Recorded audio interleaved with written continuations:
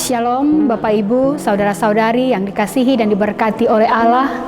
Kembali lagi kita dalam perjumpaan bersama dengan Suara Injil Lembah Yordan, Jemaat GKI Lembah Yordan Emereu Jayapura.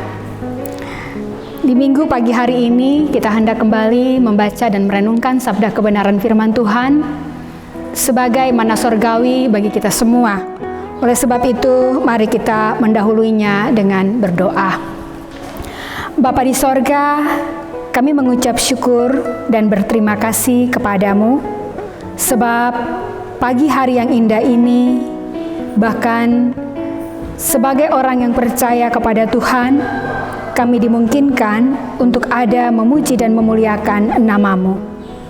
Kembali lagi kami boleh ada bersama acara Suara Injil Lembah Yordan, yang mana firman Tuhan hendak dibentangkan menjadi sukacita bagi kami orang yang percaya kepadamu.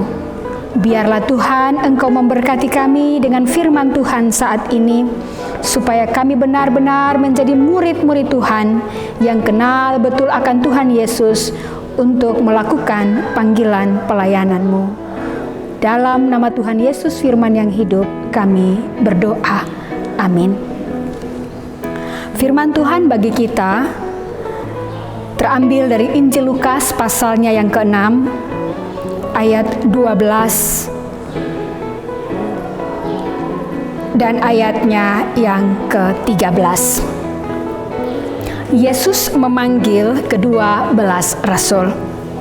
Pada waktu itu pergilah Yesus ke bukit untuk berdoa, dan semalam-malaman ia berdoa kepada Allah. Ketika hari siang, ia memanggil murid-muridnya kepadanya, lalu memilih dari antara mereka 12 orang yang disebutnya rasul. Demikian firman Tuhan bagi kita.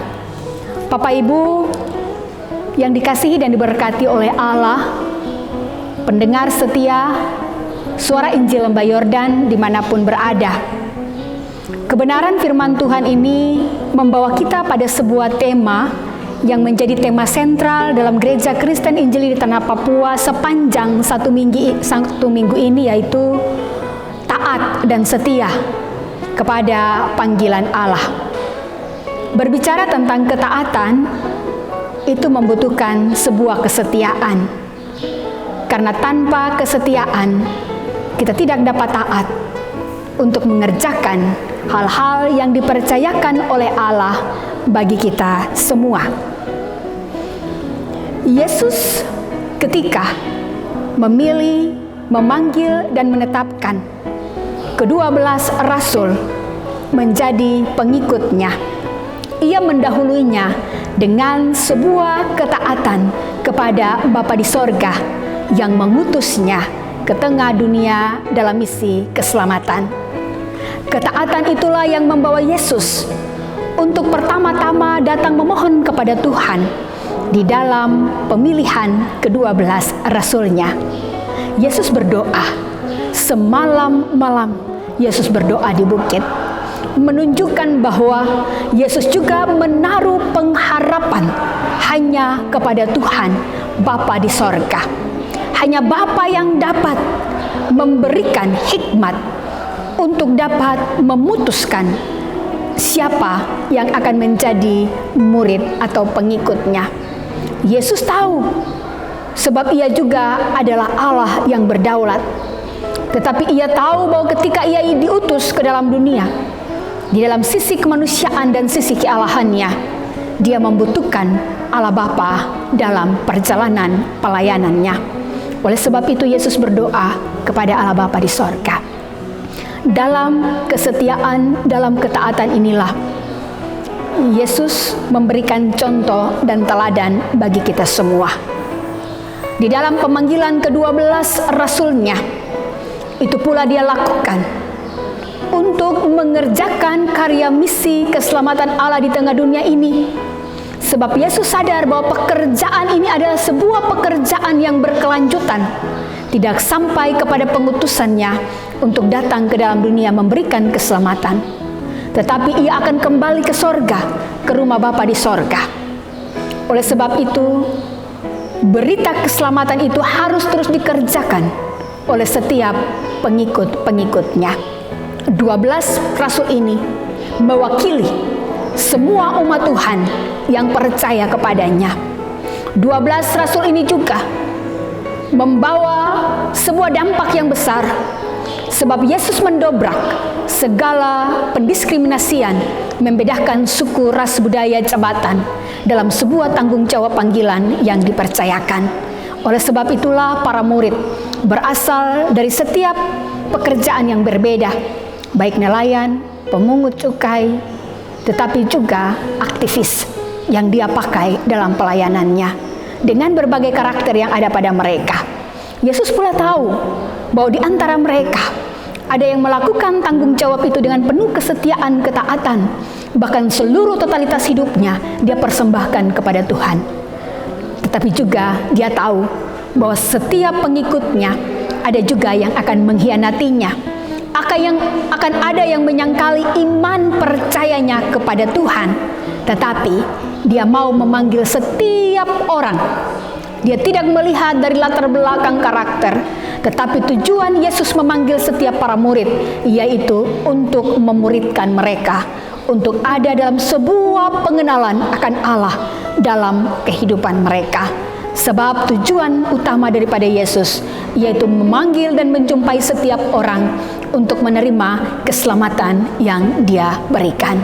Bapak, Ibu, saudara-saudari yang dikasihi dan diberkati oleh Tuhan, maka belajar dari teladan yang Yesus berikan kepada kita selaku orang yang percaya kepadanya. Kita juga diajarkan bahwa kesetiaan dan ketaatan kepada Allah membutuhkan sebuah proses dalam hidup kita.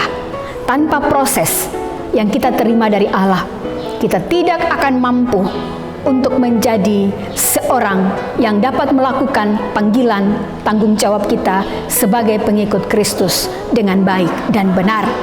Kita pasti juga sadar bahwa di tengah dunia ini kita diperhadapkan dengan berbagai pilihan-pilihan yang akan kita putuskan dalam hidup kita.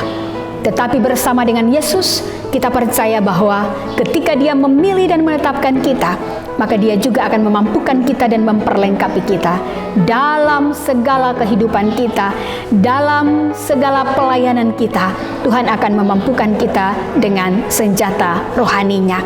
Dia telah beri kita sukacita. Dia telah taruh Roh Kudus dalam kehidupan kita. Dia sungguh memberkati kita senantiasa sebagai orang-orang kepunyaannya yang disebut dengan orang-orang kudus. Kita dikatakan kudus sebab kita dipisahkan, kita diasingkan untuk kemuliaan nama Tuhan. Maka tidak ada kata terlambat untuk kita datang mencari Tuhan. Bahkan tidak ada alasan untuk kita turut setia di dalam tanggung jawab panggilannya bagi kita sekalian. Mari undang Tuhan dengan hikmat Tuhan dalam hidup kita, supaya kita belajar dari Yesus yang taat kepada Bapa di sorga. Segala apa yang kita lakukan, kita bawa kepadanya lewat doa. Sebab dengan berdoa, kita dapat menjalin komunikasi yang baik dengan Allah dalam kehidupan kita. Dan dengan kekuatan Allah sajalah memampukan kita untuk dapat terus menjadi alat di dalam tangan Tuhan. Misi pekabaran Injil akan terus berlangsung. Dunia dan segala macam perkembangan akan usang dan habis oleh masanya, tetapi Injil Yesus Kristus akan terus dikumandangkan sampai Tuhan datang kembali. Maka para pengikutnya, satu hal yang diminta dari Yesus, supaya kita semua setia dan taat. Tuhan memberkati kita dengan firman-Nya. Mari kita berdoa. Bapa yang baik, terima kasih sebab kami boleh mendengar suara Injil. Injil itu adalah kekuatan Allah yang memberikan keselamatan kepada kami umat manusia. Kami sungguh bersyukur punya Allah seperti Engkau yang begitu mengasihi kami tanpa batas dalam hidup ini. Kami mau mengaku bahwa Tuhan, sering kami lalai untuk menjadi murid-murid-Mu yang setia dan taat. Oleh sebab itu, biarlah firman Tuhan yang telah kami dengar sebagai suara Injil di saat ini membaharui seluruh kehidupan kami, supaya kami belajar taat dan setia untuk mengikut Engkau Tuhan, memikul salib dalam sebuah komitmen kami untuk taat sampai mati. Terima kasih Bapa di sorga, dalam nama Tuhan Yesus kami berdoa. Berkati setiap pendengar suara Injil dimanapun berada. Biarlah firman Tuhan ini menjadi berkat dalam kehidupan mereka senantiasa. Amin. Bapak, Ibu, Saudara-saudara, demikian suara Injil Lembah Yordan di saat ini. Tuhan memberkati kita dan sampai berjumpa lagi dalam suara Injil yang akan datang. Shalom.